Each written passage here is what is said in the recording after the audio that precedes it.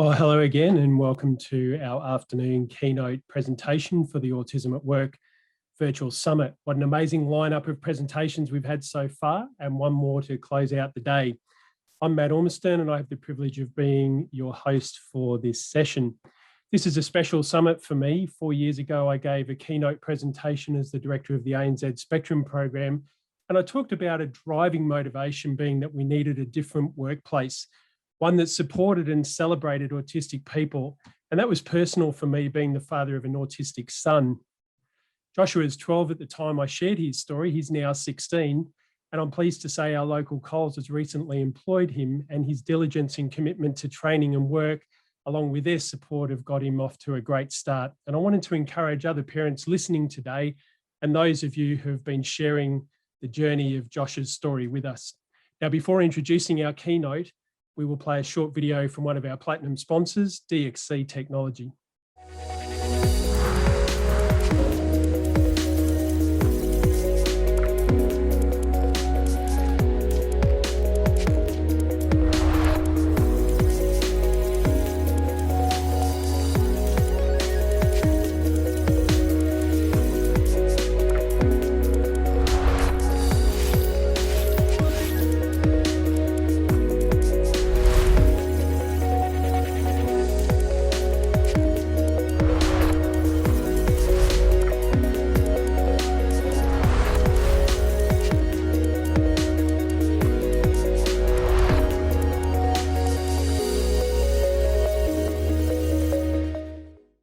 And thanks to DXC for their sponsorship.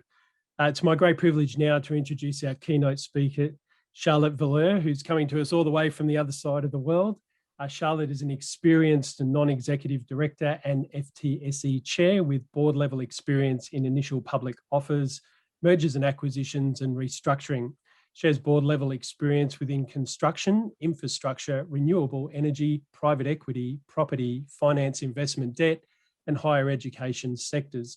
Charlotte is an experienced corporate governance advisor, conducting board reviews, advising boards on corporate governance best practice, and delivering training in practical implementation of governance best practice globally.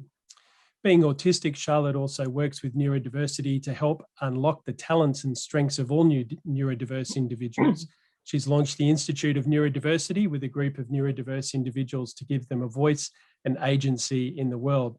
Before I hand over to Charlotte, I'd like to let you know that you have the opportunity to submit questions for Charlotte by typing your questions into the Q&A pane. You can access that pane by clicking on the Q&A tab on the right-hand side of your screen. Other people's questions will appear in your Q&A pane, and once they have been approved by our moderators, if you like the question and are keen to hear it answered, you can give it an upvote by clicking on the arrow beside it. We'll try to answer as many questions as possible, but depending on the amount of time and how many we get, we might not get to all of them. Okay, well, that's enough from me, and please let me introduce Charlotte Valeur. Thanks, Charlotte. Thank you so much for the introduction, and thank you so much for having me here. I'm really pleased to have the opportunity to speak from across the world. I want to speak a little bit about my own journey of discovering that I'm autistic, getting diagnosed, and how it affected my work situation and the reactions I got to it, and then finally talk a little bit about what I think we should aim for within the workplace in terms of being more inclusive and what needs to happen sort of in society, and kind of things we should be a bit more aware of. So for me, we always have had a lot of autism within my family. I have 3 siblings. We have several younger children that are autistic. I have an autistic son. We think our father was, but we don't really know yet. So it's quite prevalent, but I never really considered me being autistic until a very old friend. The one friend I had since I was 11 asked me what I thought I was autistic, and I was like, no, I don't actually. And having an autistic son, I felt I knew enough about it to understand that I was not. But it did trigger me to then go and do sort of a self-test, and that self-test came out and say you score above the clinical threshold you should get diagnosed. So I was like, ooh, that must be wrong. So I did another 9 tests and brought my children into it, and it all came out with the same result. So I had to sort of think about that for a couple of years before I then decided to do a full diagnosis, just to fully understand, since I had been able to be so ignorant to it for the first 50 years of my life. As I looked more and more at everything, it became clearer and clearer. I remember calling my siblings and saying, I think I might be autistic, and they all just went, yeah. So it was kind of interesting that from their perspective, I had always been quite different. I had never really played with them. I played alongside them or looked at them play. For example, I loved writing number plates of cars down when we were driving around. I thought we all did it, but as it comes out, I was the only one who did that. So basically, sort of when it all sort of transpired, I could see that nothing changed, of course, but everything changed. All my memories, everything that had happened in my life, I now looked at in a different color almost. I spent a huge amount of time in trees. I loved climbing trees. And when I was up in the tree, I was nice and alone, and I could look out down at the world. It was safe, right? Hiding in tall grass and generally enjoying nature on my own. School was not great, probably not surprisingly. I was led to believe that I was not very intelligent, and I was in a class with 2 people and 1 teacher. So the rest of my peers believed also that I was not intelligent. So the first 9 school years was basically being told that I was a bit dumb, which was not super helpful. What gets put into your head when you're so young stays for a long time, and it took me decades to realize that possibly the opposite was the case, that I did have a brain and it worked fairly well. So, but obviously I was an autistic girl, undiagnosed in the last century. And what did that feel like? Well, I think what did it feel like? I was kind of overlooked outside the social circles, sort of even in my own family circles, I was on the outside.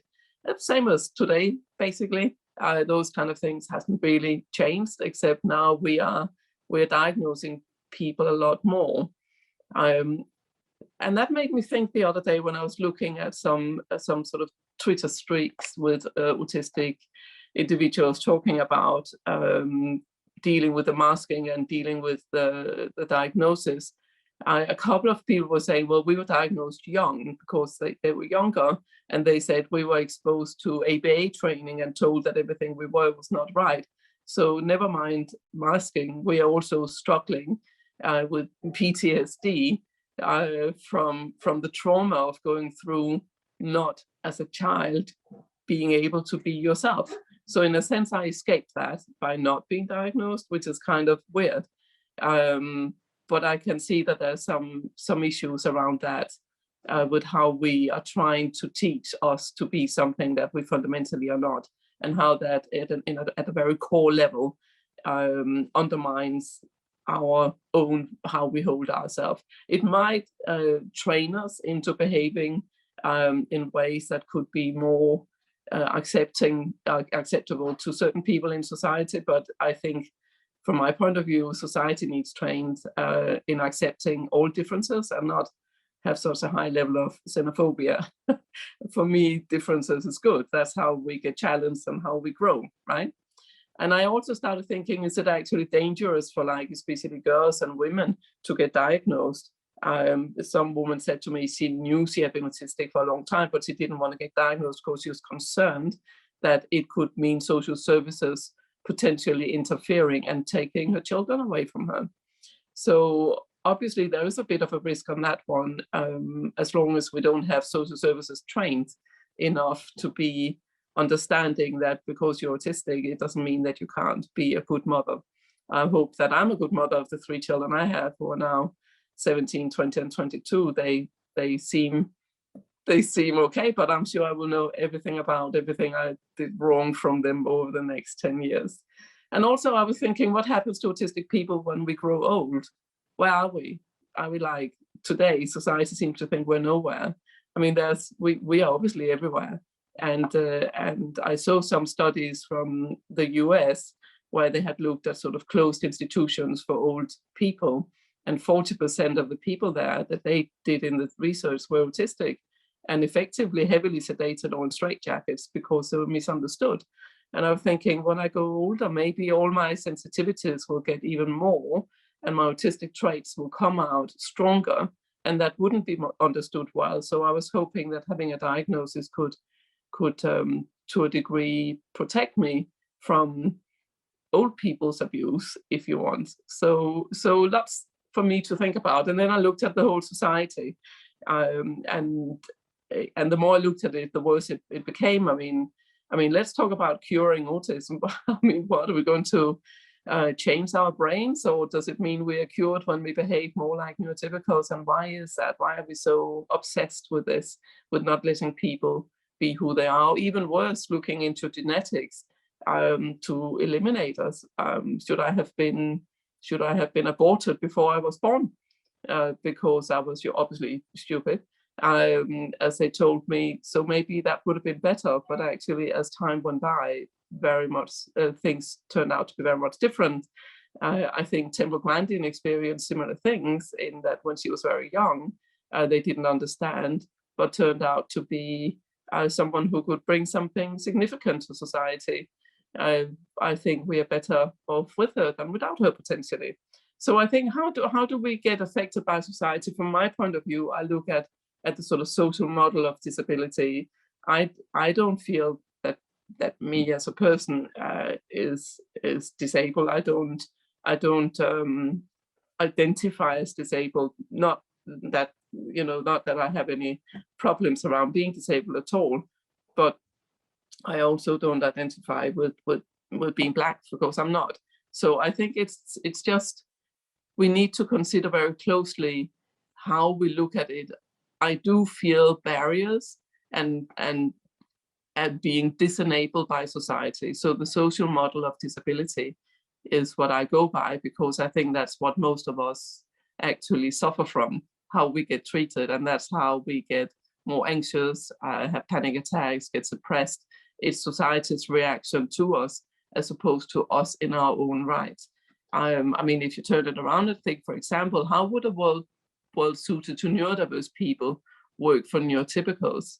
And I think it might work quite well for everybody, which is why I have a strong focus on sort of more universal solutions to everything that suits everyone, as opposed to segregating us into a different classroom or a different school or a different society. We all need to be able to live together.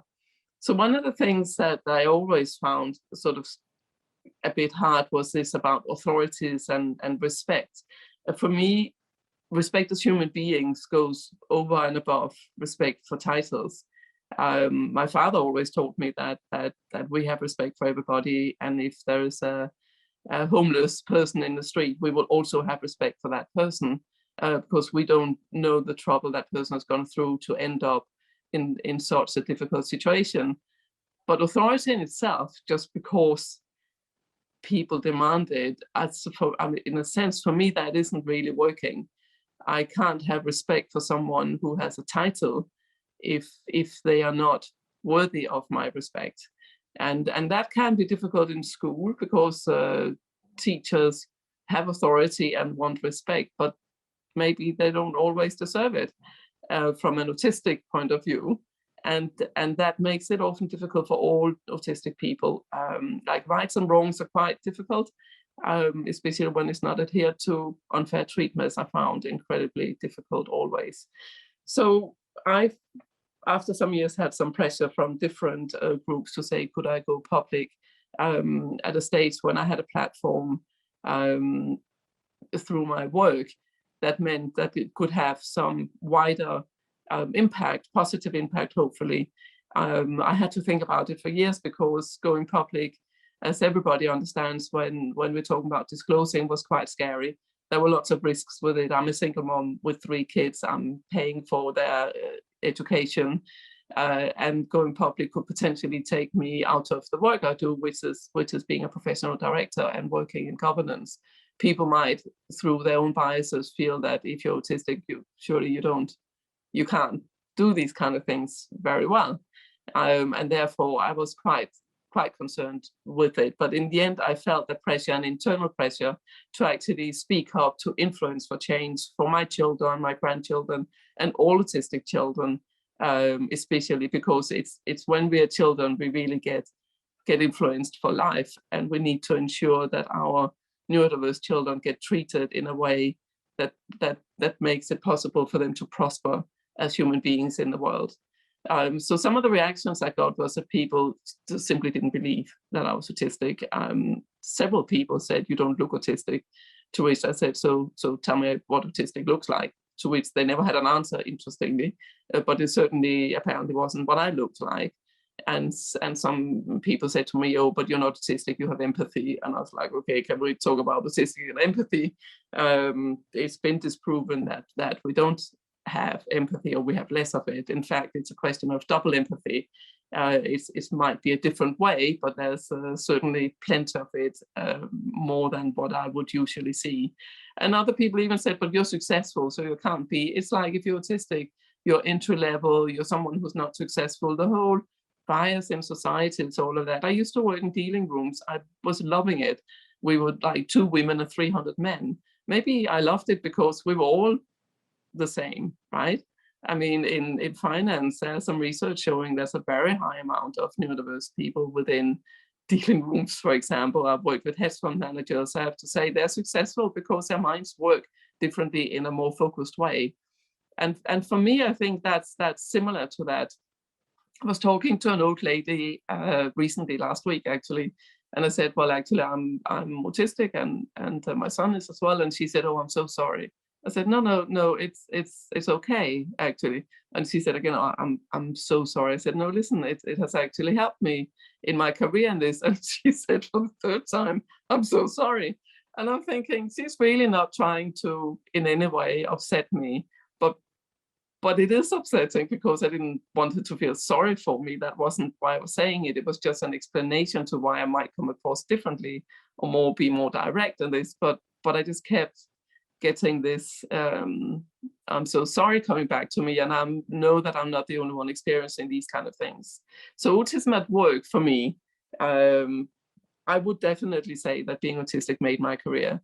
I have an ability to really focus very deeply on very few subjects. So as a stock exchange trader back in the 80s and 90s, having a complete focus on economics and politics, memorizing all the various economical numbers for the countries I was talking about, blah, blah, blah, worked very well. I kind of have two work days in one. I have my 8-8-8 rule, which is work for 8 hours, play for 8 hours, and sleep for 8 hours. I really need 8 hours sleep. But actually my work and my play merged into 16 hours. So I was having a lot of fun for 16 hours a day, which is effectively 2 work days in one. So when people say, "How do you do so many things?" And I think I do so many things because I actually just don't spend much time watching television or reading novels or magazines or even socializing. I don't actually go out much because that's not what I enjoy. I enjoy facts. I enjoy my work. I love what I do. I have now 8 hours work and 8 hours not for profit, trying to influence the world to be a better place so I can leave it in a better place than I received it, which is getting increasingly difficult with climate change.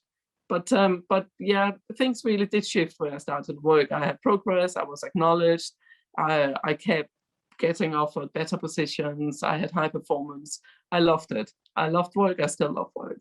It sounds a bit sad, but it works very well for me. The kind of things that don't do so well in work is pleasantries, like why we're doing it and how we're doing it. For me, it's kind of like manipulation. I mean, you're saying something to people you don't really care about or mean. I mean, like you meet someone, you say, "How are you?"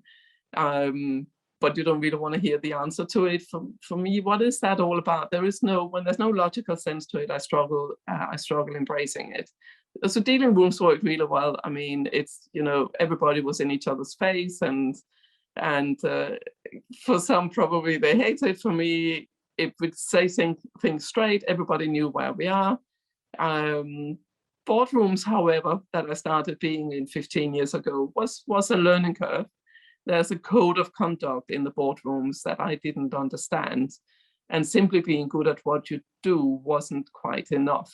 So I had to try to understand that code. And whilst doing that, I was also thinking, but why is there a code here?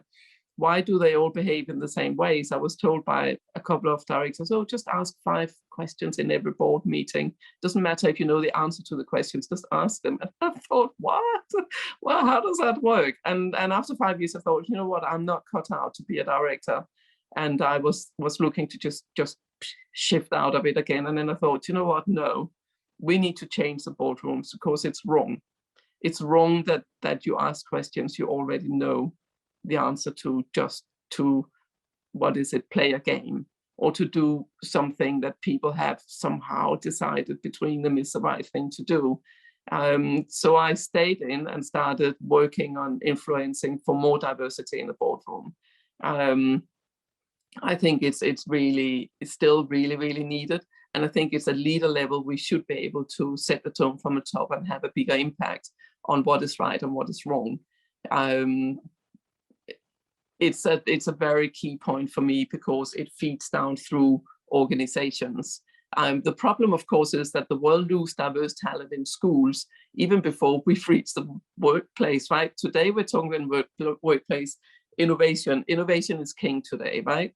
But the kings and the queens of innovation are often neurodiverse people, but the princes and princesses are getting squashed in the childhood. So they never grow up to be the king and the queens that they could be of innovation. And we need to think very hard about that and how we progress people from the school environment that is not friendly into a workplace that is more friendly, so that more people could have an experience that I had even before we were talking so much about inclusivity and everything, but somehow find places where we fit in, and therefore all the talents we do have open up for everybody, not just for ourselves, right? So I think what happened often with me in the workplace was that when we were doing certain things, and people say, this is how we've always done it, this is how we do it, my mind kept thinking about other ways of doing it that my mind thought might be better or different or whatever, but people wouldn't hear about it. So what I saw was that at the time when the thing that people had done forever didn't work anymore, like we have a pandemic, suddenly we have to think quickly about what else to do. Most neurodiverse individuals have already thought about that. We've already gone over it, and it's already there. So in that sense, it makes us a lot more agile in our thinking. So people often say autistic people don't like change. Actually, that's kind of not how I see it. We don't like change jumped on us, especially change that makes no sense. But when change is necessary, we think about that all the time, and we are actually prepared for it, often way before people who doesn't think about how things could be done better all the time. So I think, I mean, the whole small talk business, again, in the boardroom, when I always wondered before I understood how I function better, I wondered why people come into a board meeting that starts at 9 o'clock and need, anywhere between 5 and 15 minutes for small talk about the weather, the traffic, what was on television. It was absolutely killing me.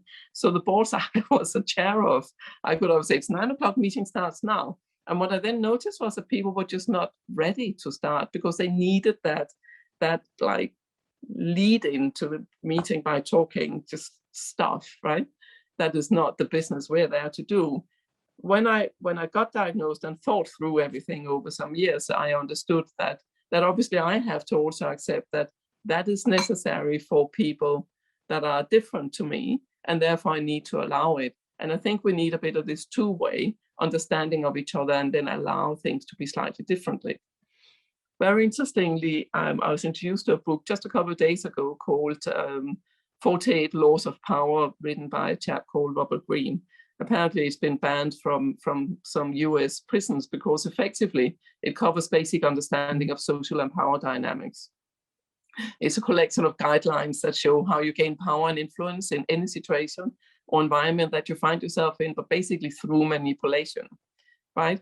And it's been looking at this with human beings over the last 3,000 years. There's a lot of work gone into it. Robert Greene generally uses sort of historical factual stories to illustrate the laws that he believes society runs by. And those manipulation tactics are very interesting for me to look at, because they are something I have never used. I don't understand this way of operating. It's too difficult to think like that. But what I did find was that it's quite important to read and understand how manipulation goes on in society, because the fact is it does. Unfortunately, the 48 rules have worked through history and still does. I see that sometimes played out in senior executives and maybe especially CEOs. And there has been some research done around psychopathic corporate, what do they call it? Corporate psychopaths, I think and that's basically all about manipulation, but done in such a way that is very hard for people to deal with it or to react to it. And most boards find it very hard and actually keep people in place, even though they do this, because they themselves get manipulated with. The good thing with autistic people is that we don't do that. The bad thing is we say things as they are, and actually the truth is not always welcome. Sadly, I think we were all more open to hearing the truth. Maybe it would be easier to navigate in society. I mean, I'm also very clear that I wouldn't ask my autistic son, does my bum look big in this dress? Because he'll probably say, yes, it does, Mom, put something else on. But hey, those are kind of things we learn too. We're talking about something else was around the autistic ego that feeds into the same thing. And in Cambridge, they had a study back in 2009 where they were quite interested in the part of the brain called the ventromedial prefrontal cortex, which is known to be active when people think about themselves. So this area is sort of like a self-relevance detector, if you want, since it typically responds most to information that is self-relevant. So they asked people, a group of neurodiverse and a group of neurotypical people, to think about themselves compared to when they were thinking about the Queen. And what they found was that in the typical group of people, it responded more when they were thinking about themselves than when they were thinking about the Queen. But for autistic people, it was exactly the same. So they took that as a strong evidence that the autistic brain processing information about the self is atypical. And in my view, it is evidence that autistic people are less self-oriented or less egocentric, because that's how we are wired. It helps us to be more trustworthy because our credibility, reliability, and confidentiality is not eroded by our self-orientation or self-interest. And for me, I would say, well, what about just accepting us as we are? Because now we're at this pivotal juncture where autistic and other neurodiverse people, we want our own voice and we want to own the narratives for ourselves. This is why I've launched the Institute of Neurodiversity that will help that happen, help us have a voice and be saying what we want to say in society. There's lots of things that we can do, and this is the final piece, just a little list of things that I would like people to consider in the workplace that would help us. I have this mantra that says diversity without inclusion is an illusion. So inclusion for me, for neurodiverse people, is to have neurodiversity networks in their workplace, have a culture that embrace and accept differences and see it as a strength. Disagreements should be good and welcome and equal growth. The understanding of that should be there. We set the tone from the top. The top should be role models and sponsors. Make sure there's flexible work and hybrid working, and have mental health support as a firm part of what you offer your employees. Universal tools. Don't do specific tools for autistic people. Have universal tools that works for everybody, and you will find that everybody has higher production, higher productivity. And focus on strengths and not weaknesses. Weaknesses we can support and deal with. The strengths is what we win from. Have inclusion agents. Have people that are helping everything flow all the time alongside awareness training. And just understand that we are everywhere. We are in all diversities. We are simply a full vertical slice of society. So let's work together instead of separately. Thank you. Charlotte, thank you so much. That was incredibly insightful. There's so many great comments coming through, and as I think about that, there's so many truths that you've said. And as a neurotypical person, I've loved listening and learning more about what it is to experience and sense the world as an autistic person. You said in there that you don't look autistic. And I think about how many times, even as a parent, I've thought about that for Josh, you know, when you're introducing him as autistic, and it's like there's an amazing number of people that know exactly what an autistic person looks like, and an even more amazing number of people that are willing to tell you that you're not autistic. So I really appreciate your comments there. That have been fantastic. We're going to move into a time of questions now, and it's not too late to put your questions up. So if you have thought of a question, then you can still send it in through the Q&A panel. We'd love to hear your questions and take some time to answer those. I think one to get us started, you talked about you know, the kings and queens of innovation, and it started making me think about a disruption in that sense. And how would you say that autistic people are able to build disruption into our workplaces? You know, in what you were talking about, you know, obviously you're a key role model for that, but what other ways do you see that disruption can be brought about? I think when we are left to flow with who we are, then we naturally will think of different ways of doing things continuously. We will also hyper-focus on certain things. So again, if we're allowed to work within areas that has our special interest, we go very deep into that. There was a book by Professor Baron Cohen out November last year talking about pattern seekers. And pattern seekers, or systemizers as he called it, is simply another word for autistic people, it seems. And those are the kind of people that has had the ability to create languages, mathematics, music. You can only do that by deep thinking in one area, and then someone else around you will help you. So the key thing in the workplace is that you put your strengths to the place. You hopefully would learn and know about your strengths, and then there is a support network around. Think about Mozart, probably neurodiverse, focused on music, all he did. That was okay. He wasn't forced to go to school. He was lucky enough to be in a rich family. He had people who fed him when he was hungry and made sure there was roof over his head. Therefore, he could create music that we still talk about, listen to today. And that's disruption in its own right. In a similar way, if we ensure there's like an infrastructure around these different people who has a focus on a few things and allow them to do that, that's when innovation will happen. Thanks. And we've got some more questions coming in. So one of them here is, how do we make our organisation more inclusive and promote disability at the same time, making it look interesting? That's a very interesting question. It is indeed. So that's the thing from my point of view. I think, what does look interesting mean to neurodiverse people, right? Because I don't think it's the same as look interesting to neurotypicals, if you see what I mean. So again, that's putting yourself into someone else's situation and think, for me, what does interesting look like? Interesting looks like having a place where you can be who you are, and therefore think and question and challenge, because we've done that since we went to school. That's why we do have a hard time in school. We challenge what is already there.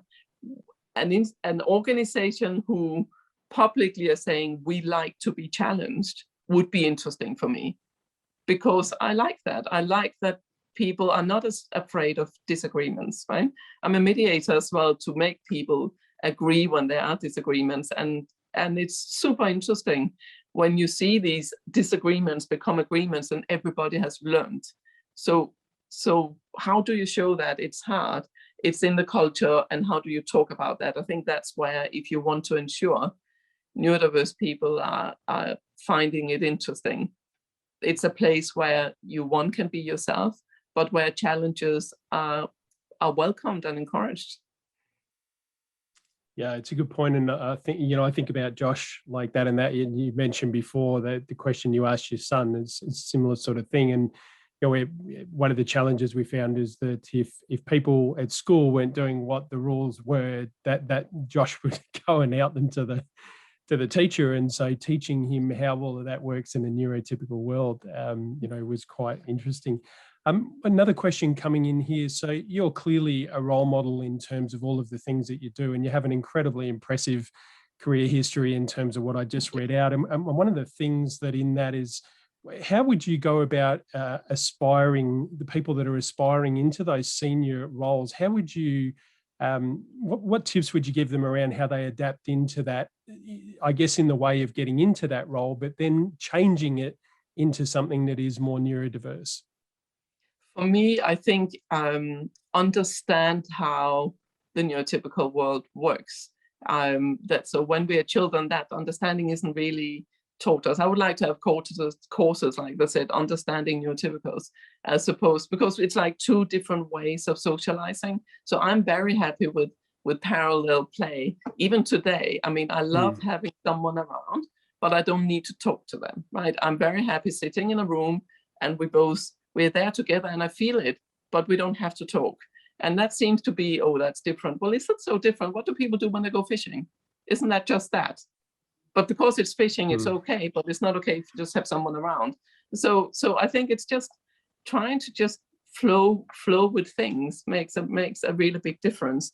But we have to understand other people. And as you get older and more senior in the workplace, you have to spend more time doing that.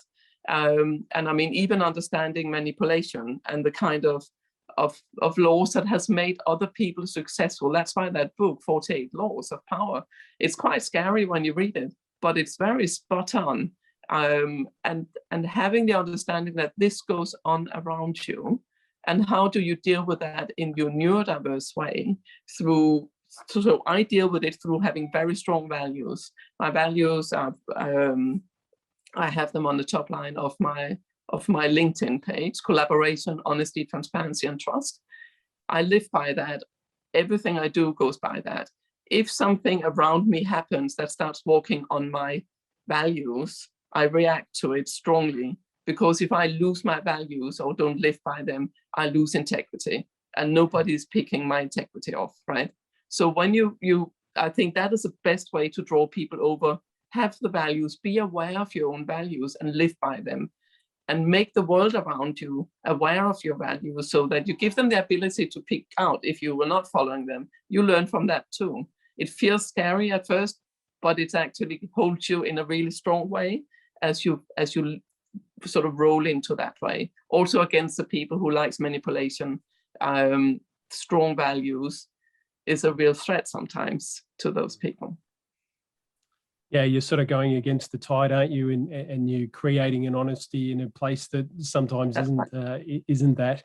As a follow-up question, we've got here that regarding your role as a director, if you could change one thing in every boardroom to become more inclusive, what would it be? Transparency was the first thing that came to me, right?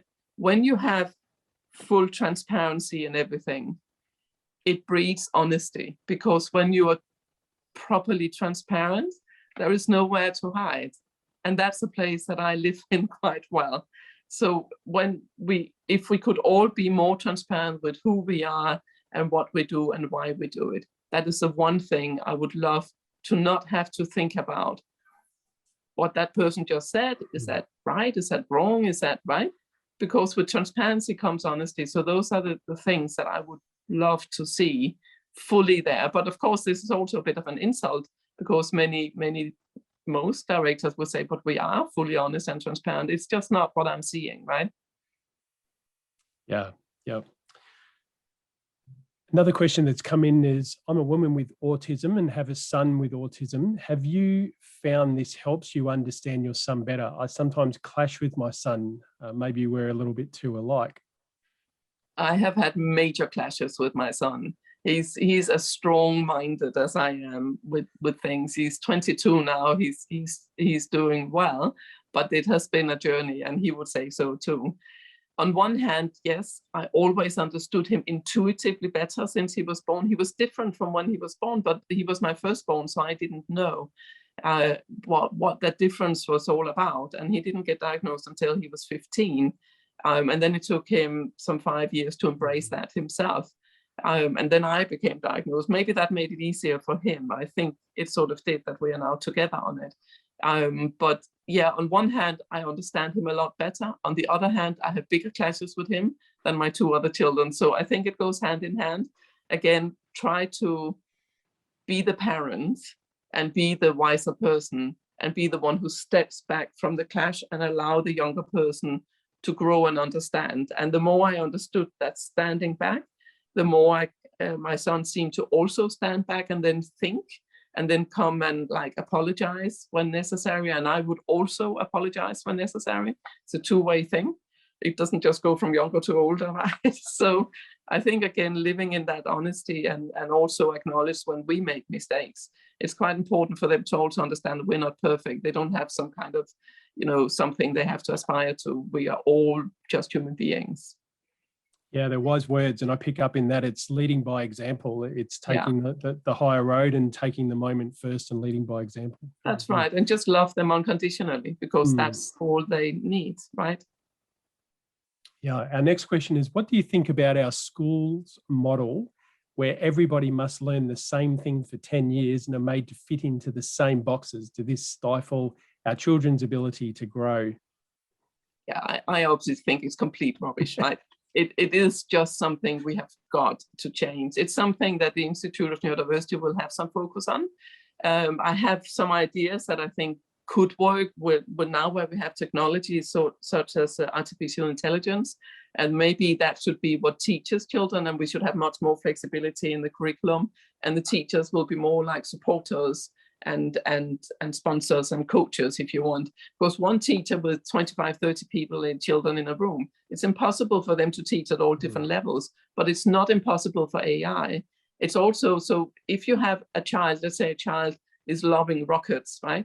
And they get all dinosaurs, and the knowledge they have at that is a degree level by the time they're 10. Why not let them focus on that and actually work at degree level, and just be a bit flexible around, the timetables. I mean, the timetables, come on. Why do we need to learn the timetables? It's a killer, right? Because there is no logical sense for knowing that by heart in today's world. We have machines that does it for us, and the basic, let's get the basics, but let's not spend time on things that are irrelevant, and let's try to make individual children go as far as they can, or go in the rate, they faster or slower or whatever, through using the technology at hand. This is a major change. It will turn things upside down, and it would mean that the teachers are not teachers, they're something else. So there will be a lot of resistance to that change.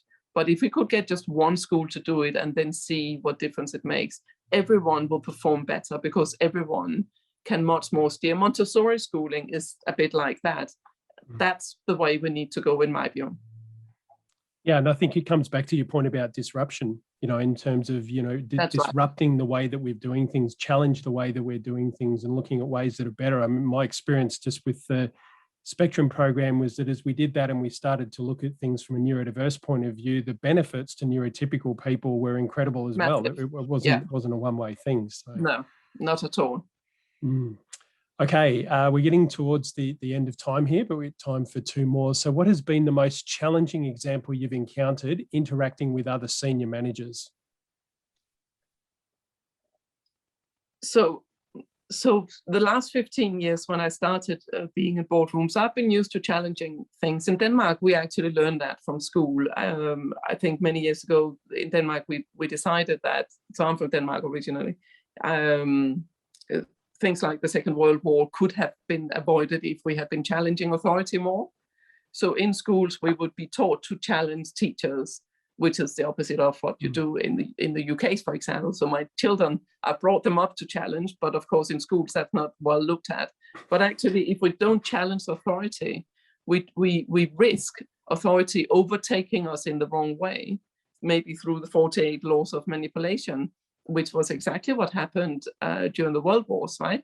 So I think this is super important that. So for me, what I experienced was challenging a chair who didn't want to be challenged, and therefore I was removed from the board early.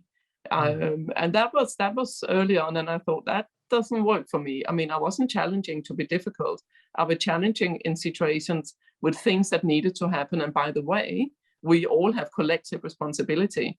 And therefore, if something needs to happen and I can be in court around that if we don't do it, well, of course, I will challenge. The chair is not a dictator. The chair is not someone who can overrule all the executives, non-executives. But that chair was, and I got taken off the board. That was challenging, and it took me a while to get over. Yeah, because what you're saying is a really healthy board in that sense, that you've got different perspectives, you've got diversity of thought. So yeah, there's clearly some issues. But it was not welcome. Yeah, in that way. Okay, we're into our last question here. In what organizations and how have you seen large corporate organizations set up neurodiverse networks? There is an increasing number of that, which is interesting since, so the last year I've worked in the Institute of Neurodiversity, and one of the things we do is like the backbone of what we do is neurodiversity networks. So neurodiversity networks in large organizations is not that uncommon. It's more and more coming up.